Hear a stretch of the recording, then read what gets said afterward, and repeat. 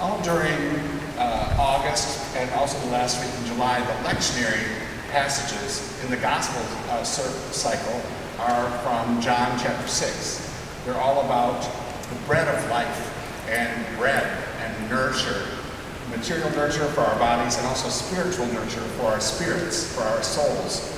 And I want to look at one of the passages from a few weeks ago, but I think it's particularly apt for us tonight because we're having a meeting afterwards where we're talking about our financial relationship with the Metropolitan Community Churches that we are proudly a part of and proudly support. But they're going through a difficulty, when they're going through a difficulty, we're part of that. It's not them, it's an us, right? And it's a marker, I think, of change when a group that once was more robust numerically and financially no longer has that same robustness. That's what the MCC movement is like. And that's what we'll talk about that later, what that means for us. But I think it's good for us to remember a few principles, and this passage is a great one for doing that, about what it means to be spiritual community. And that's this, that material resources are important, spiritual resources are important also. Measures of success, metrics, can be numerical, but they're not solely numerical. It's as much about transformation taking place.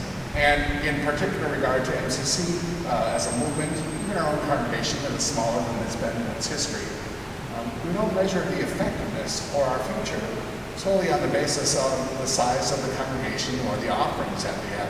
When there's a change, it just signals to us that we need to change, that we need to bring into congruence, pay attention to what's happening, bring into congruence our spending, how we do what we do.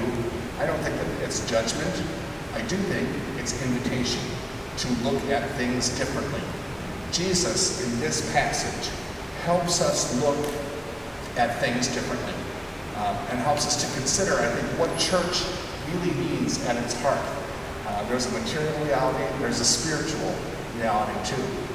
And this passage, especially these first 15 verses of John chapter 6, are like a mission statement for church. It's a reminder. Martin Luther once said about John 3:16 that that's the gospel in just a verse. For God so loved the world that God sent Jesus.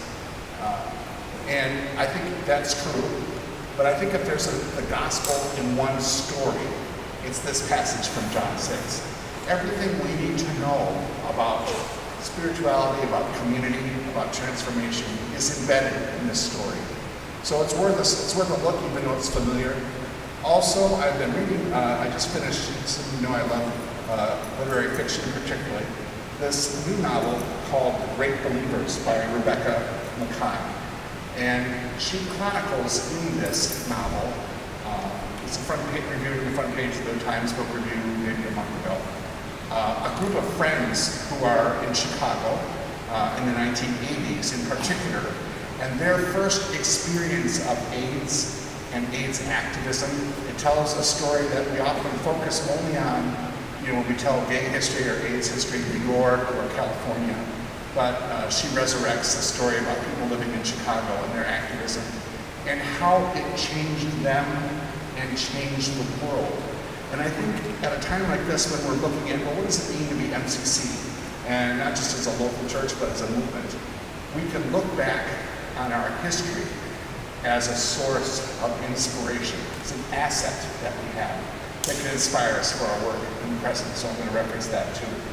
In this section from John's Gospel, it says a large group kept following Jesus because they saw signs of what he was doing for the sick. It is a hallmark of Jesus' movement community, like us, that we believe in healing.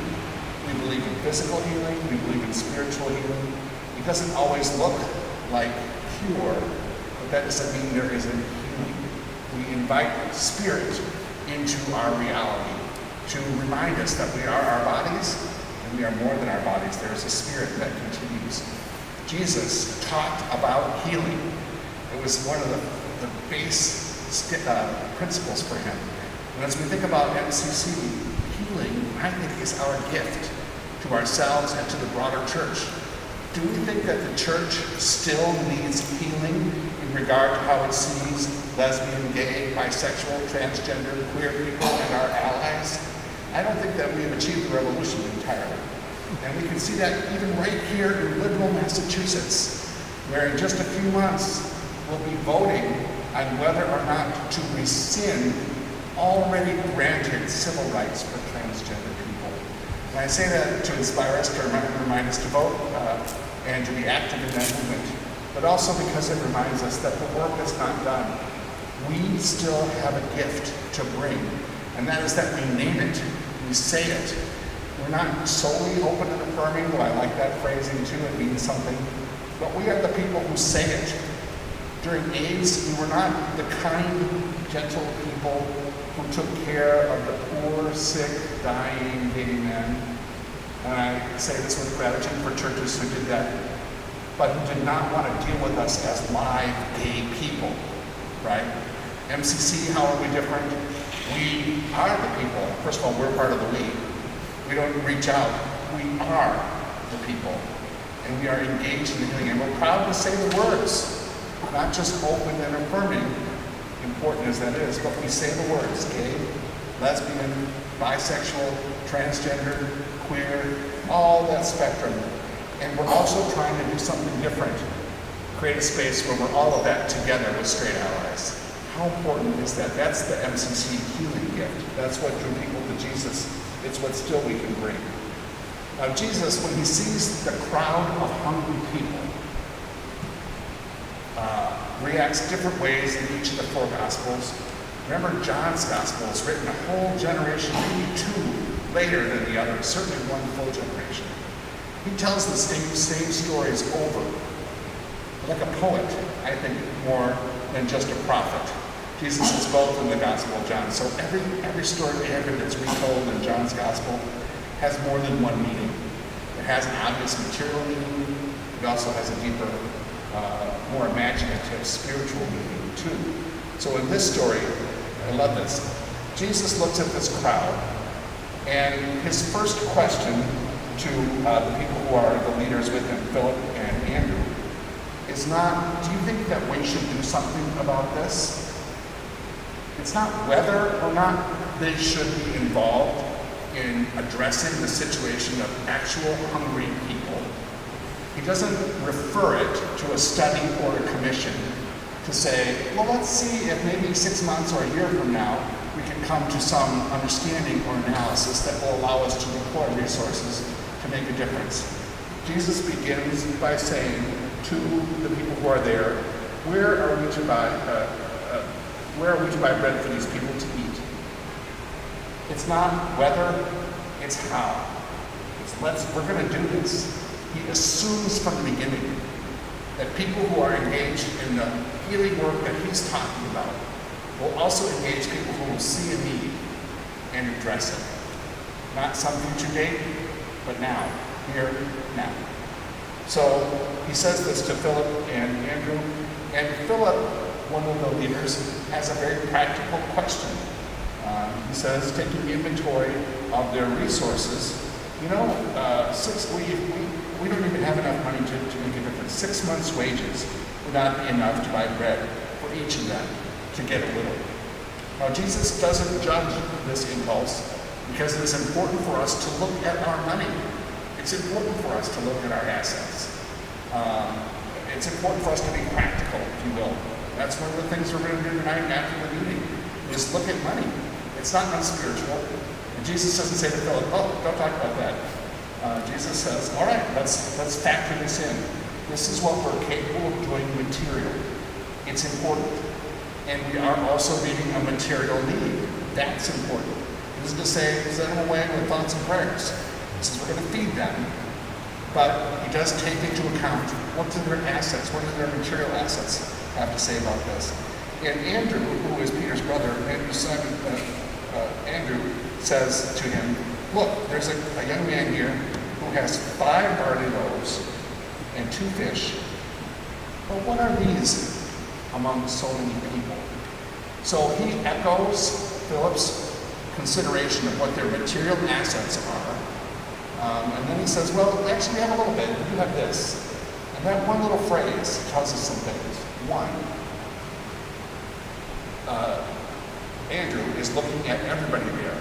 Sometimes in some of the other gospel accounts, this is described as feeding 5,000, as well as women and children. As if women and children aren't people, right? That's the mindset of this first century text.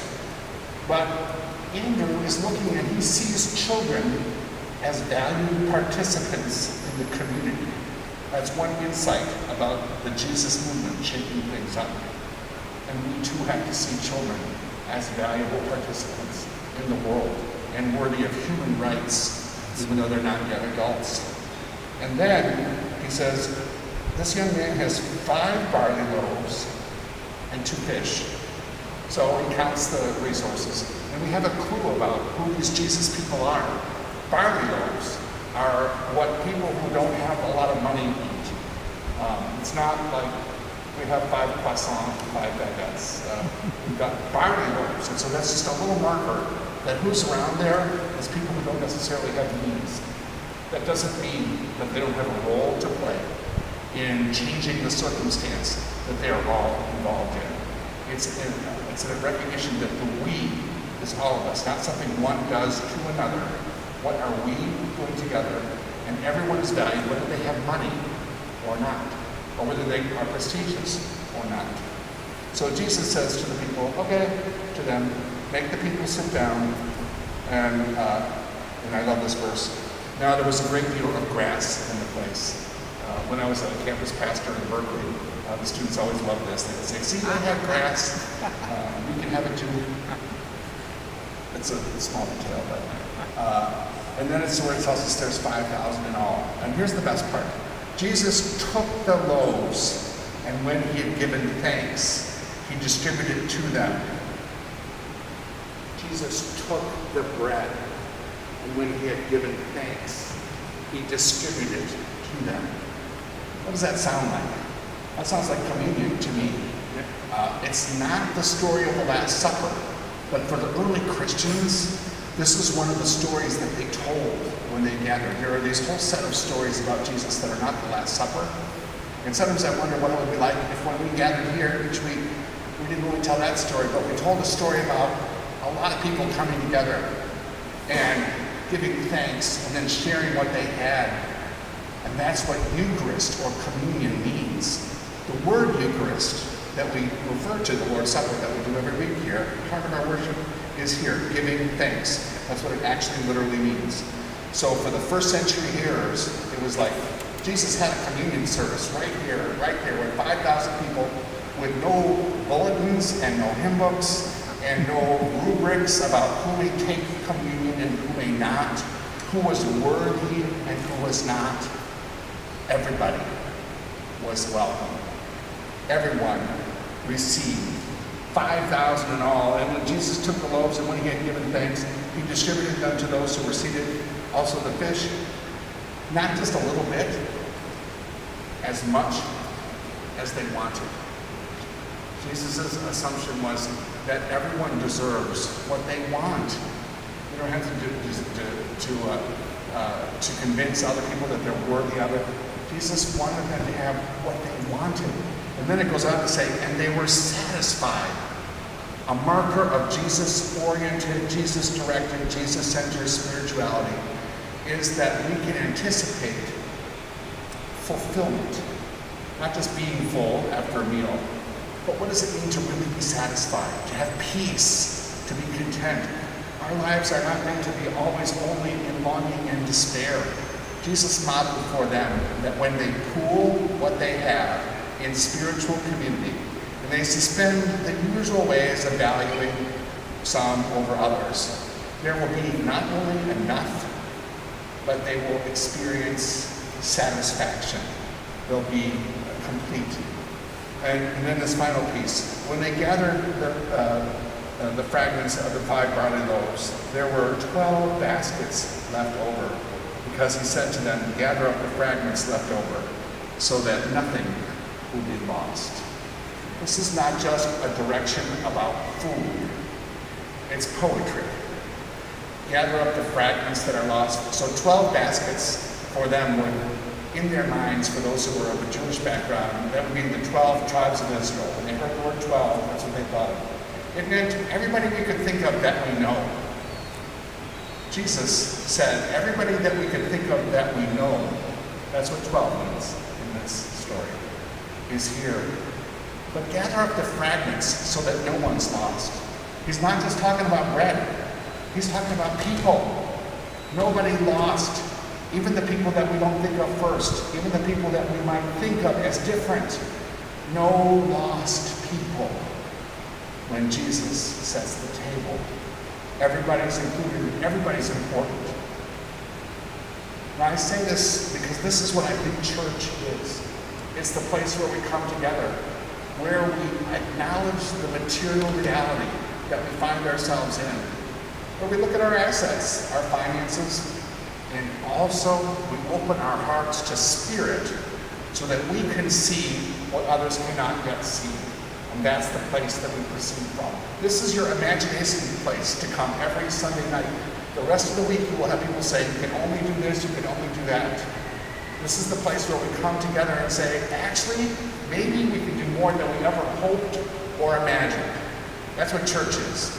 And it's about changing the material circumstances, poverty, lack of access to food, lack of access to health care, all of that are a feature of the way we distribute resources in the world today.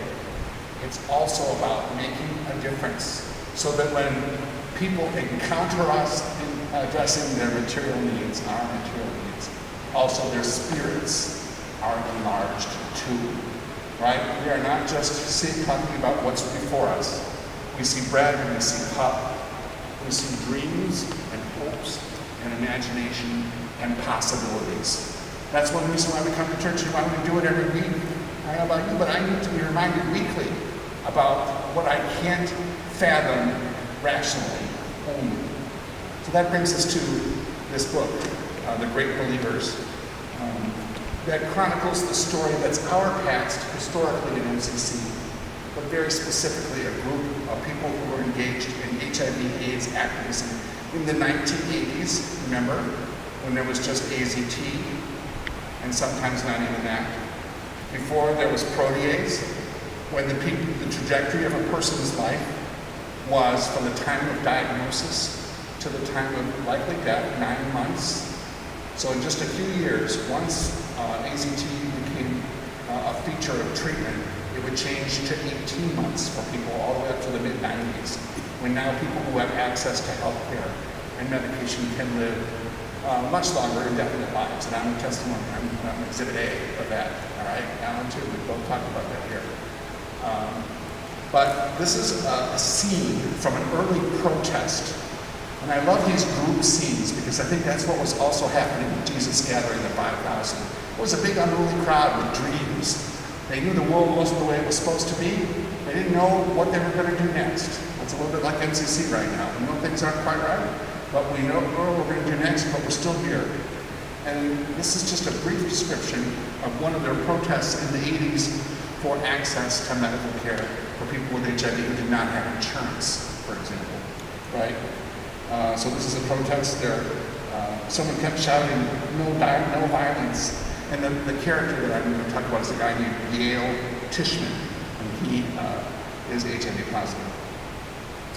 The cops streamed closer. They picked a woman off the end of the line and carried her screaming to a police truck.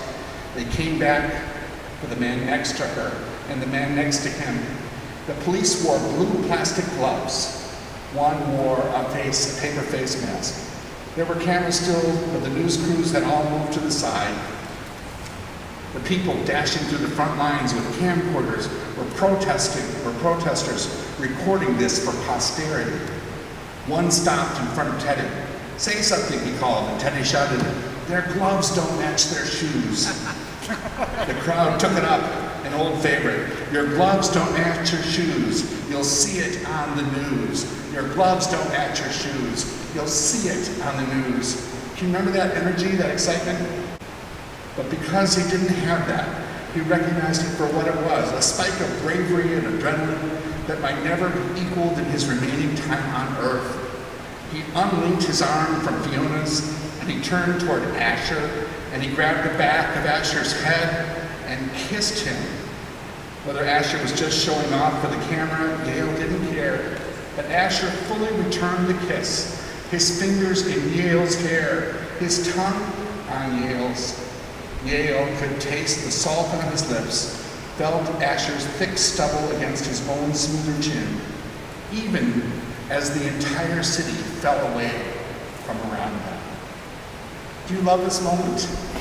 A person who had never learned to speak up for himself, Yael Tishman, in the presence of his friends, lost his timidity, and even conscious that he might not have the long life he'd hoped to have, he found out who he was in that moment.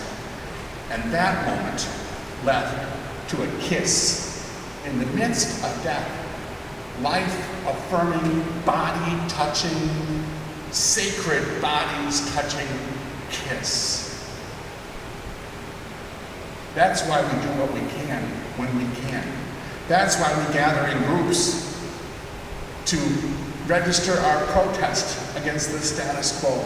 That's what was happening for those 5,000. They felt alive, maybe for the first time ever. That's what MCC has given many of us. We learned to feel alive here, and we're not done with that. We aren't. I know we're not. And there's something else I want to say about Metropolitan Community Church. I can read this passage of literature that describes one man kissing another and how it brought life to him. And we recognize that this book has the same sacred value because it tells stories that were lost fragments as this book. And even in many open and affirming churches, I couldn't read the story that leads to a spiritual example based on a man kissing another man. Maybe that will change over time. And it will change because of our witness in churches like MCC. That's not something we turn away from, that's something we embrace.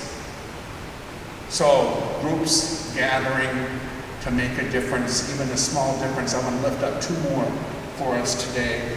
I had a very brief moment of spiritual revival, remembering, it was 4 years ago that Michael Brown was killed in Ferguson by the police, Missouri. And so much activism resulted from that, and a Black Lives Matter movement quickened as a result of that.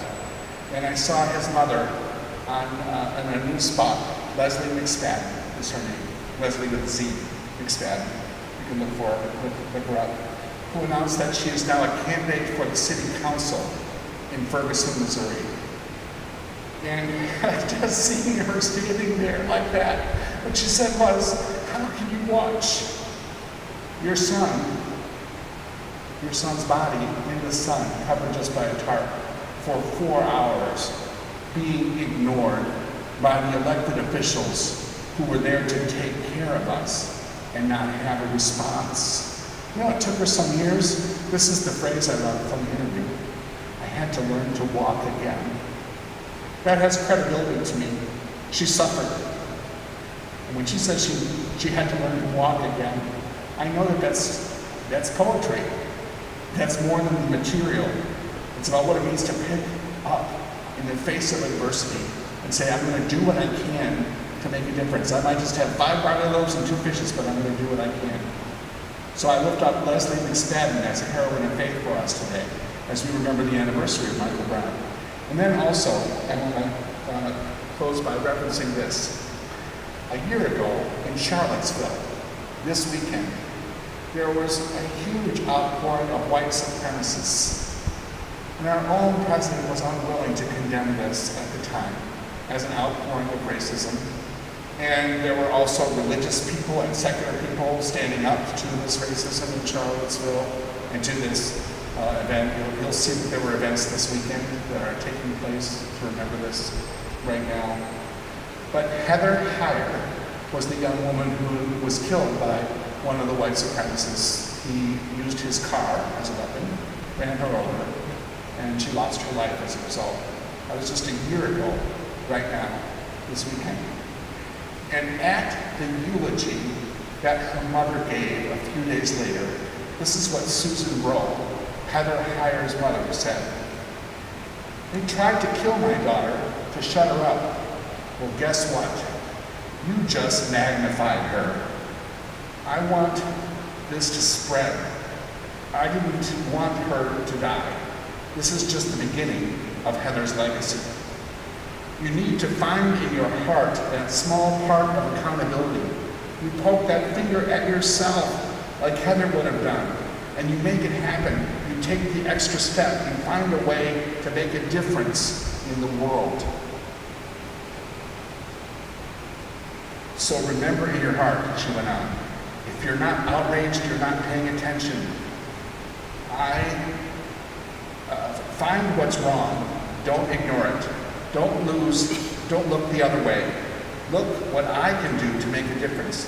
That's how you are going to make my child's death worthwhile. And she closed with these words, I'd rather have my child, but by golly, if I've got to give her up, we're going to make it count. That's the kind of faith that I want to invite us to keep in mind. A group that even with 5 barley loaves and 2 fishes isn't afraid to try and feed each other.